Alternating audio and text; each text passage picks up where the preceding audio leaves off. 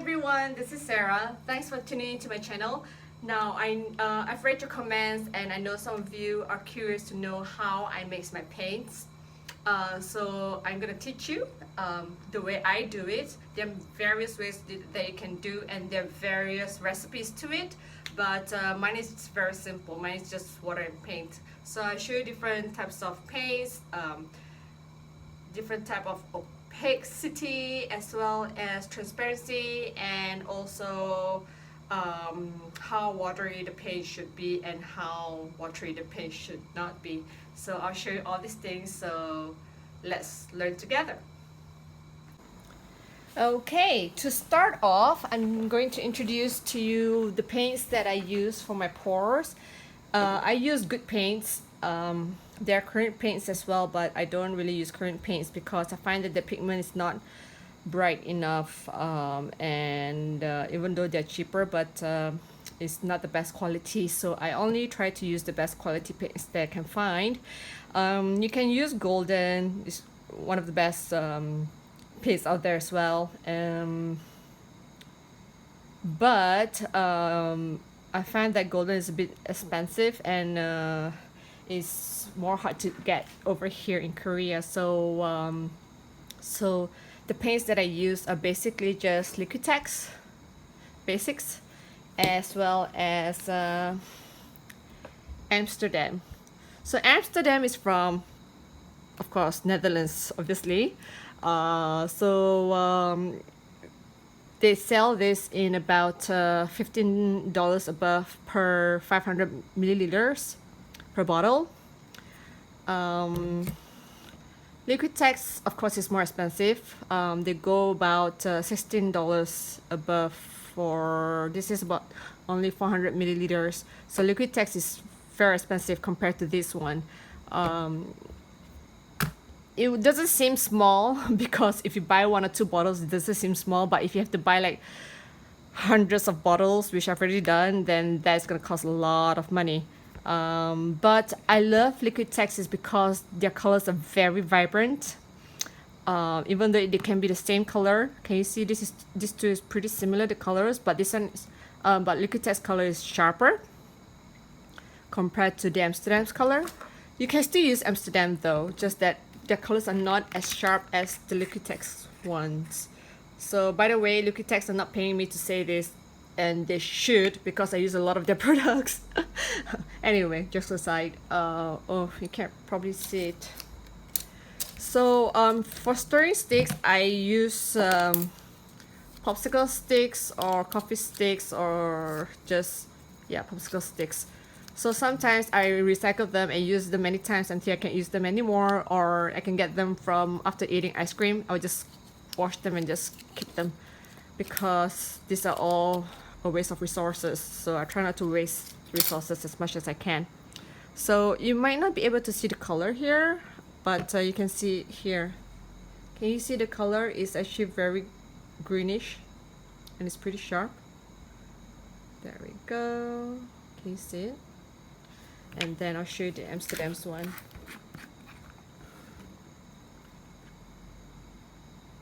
Can you see the difference? So this is sharper, the color of this is sharper, and this is more greenish. This one is more greenish, whereas this tone is more bluish and is a bit more dull compared to this Liquitex one. So Liquitex colors are basically sharper, but it doesn't mean that you have to buy only Liquitex paints. You can always mix it, just like how I do with Amsterdam paints. So I show you the difference in colors right now. I don't need any aqua green right now, so I'm just going to keep this aside. I'm just going to show you the difference in pigmentations. That's it. Right. So Liquitex, this is a prism violet. You can't really tell, but the color is very sharp compared to Amsterdam colors. So Liquitex makes very good high pigment colors compared to other paints that I've tested out. So I buy special colors like Prism Violet, Quinacridone Magenta, and so far I've only used these two, and Aqua Green. that one is aqua green. So all these I'll use Liquitex brand because their pigments is sharp. Now, this is Amsterdam quinacridone. This is permanent red violet, which is similar to Liquitex quinacridone magenta. I ran out of that, so I cannot show you the difference, but this is actually not very sharp compared to Liquitex one, but I still can use it, and the colors is still nice if you mix with other colors. So it's a bit dull, but it's not as bad as other colors. So Amsterdam is pretty good too. So that's the paint I use. Right now I just bought Arteza to try out. They're pretty expensive, and I find that their pigments are just okay. Yeah, I just bought this just to try out. So anyway, so I'm going to teach you how to mix paints. So you can either use paper cups or plastic cups, depending on what you're going to pour. One thing good about paper cups is that you can always squeeze the sides like this, so they can pour it evenly to have a sharper line if you want sharper lines. But if you don't care about pores and you just like, you know, to pour out everything like this, you can always use this one.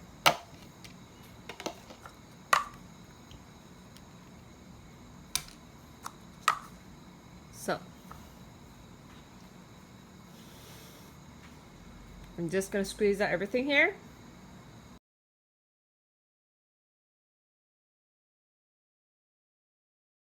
This is the paint. It'll look like this. If you use heavy body paints, it's very hard to dilute it down to a pancake batter. So it's best to use soft body paints. So I have the paints here. Now, actually it's best for you to just add a little bit of water, not too much, and then stir it.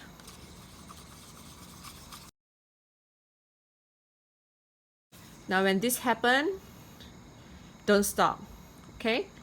Continue to mix the paints until you get a really smooth texture. Sorry, because I love to estimate using my eyes, so I cannot tell you how much water to put into a paint because it actually depends on how much paint you put in a cup. So I would say about 50% paint and 30% water to start off. And then once you get everything like this smooth texture, can you see it? Until it's smooth like this. And okay, sorry, I have to make sure that you see it. See, this is still very thick, so you know that you can dilute it more, okay, with water. So I'm just gonna add a little bit more, about 20% more. Now there's no best formula and stuff like that. If you want to do things that creates a lot of cells, then yes, using pouring mediums or silicone oil can create a lot of cells, but I've created a lot of cells just using paint and water, so I don't find pouring mediums very useful, nor Floetrol. But if I want more cells, I just add 1 drop of silicone oil, but I hardly put anything into my mixture because I just like it plain and simple. There, so now this is just nice. It's not too thick and it's not too thin.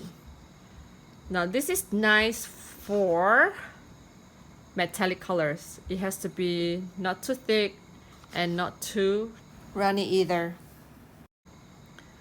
So because metallic colors, they are heavy, they are quite heavy actually.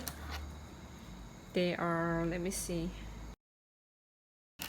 Most of the paints are either semi-transparent, or if the whole thing is black, means it's opaque. So opaque colors are heavy, means that they will sink at the bottom compared to transparent colors. So most of metallic colors are semi-opaque, means they're neither opaque nor transparent, or they're both. So sometimes they can give you good cells, and sometimes they don't give you good cells as well. For this consistency, can you see this consistency? You'll definitely not get any cells if you just mix with water, because it's still a little bit too thick. So if you want this to be to create more cells, then you need this to be a bit more watery. So I'm just gonna add in a bit more water.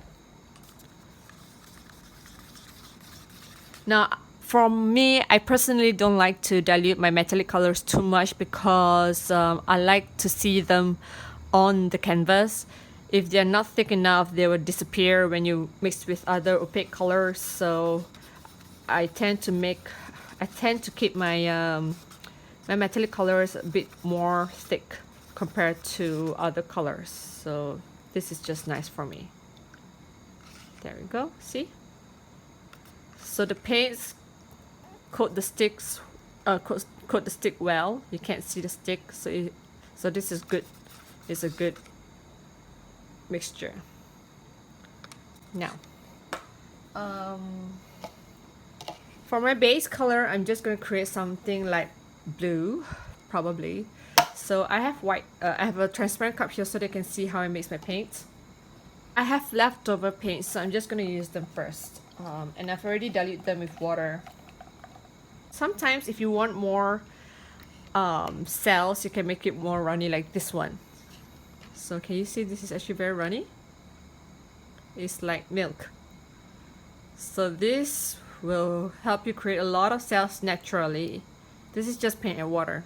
But if this texture like milk, then you're definitely gonna get a lot of cells when you pour using this base that's very milky. So right, I'm just gonna add grayish blue. This is thick. Can you see? Ooh. Okay, maybe just a tiny bit. Now let's mix and see.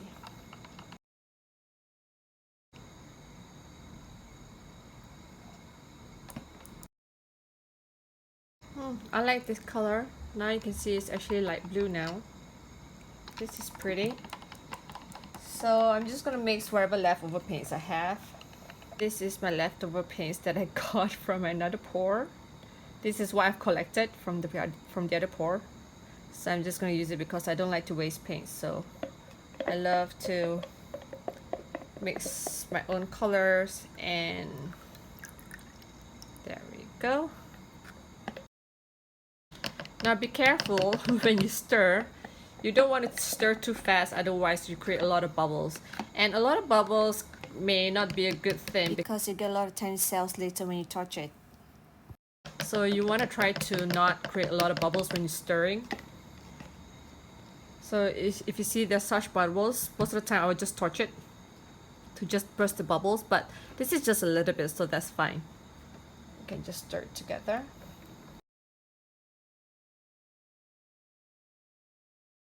I want it a bit more blue, so I'm just gonna add a bit more blue.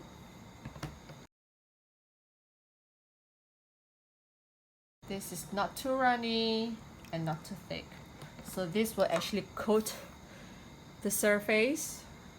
If this is too watery, then your paints will leave holes on your canvas because the paint does not stick too well to the canvas. So this is just nice, it's not too runny. But as I said before, if it's runny, you'll create a lot of cells, but sometimes too runny, then you might just create a puddle of nothing. So you gotta be careful there. Okay, so this is good. You see the paint coats the stick, so this is fine. Okay, so that's it guys. That's just how I mix my paint with just water. I use clean water, and I just fill up the water all the time after I use this to pour on my paints. So yeah, I hope you guys find this video thoroughly helpful when you want to mix paints. And don't worry if it is too thick or too thin, you can always practice and find the right consistency for yourself. If you find that this video is not very helpful to you, please comment and let me know too, because I would love to hear from you. But if you find that this video actually helped you, please give me a like and continue to subscribe to my channel and click the notification button so that you can always get new updates from from me whenever I do new pours or new videos. So thank you for tuning in, and see you guys soon again. Bye.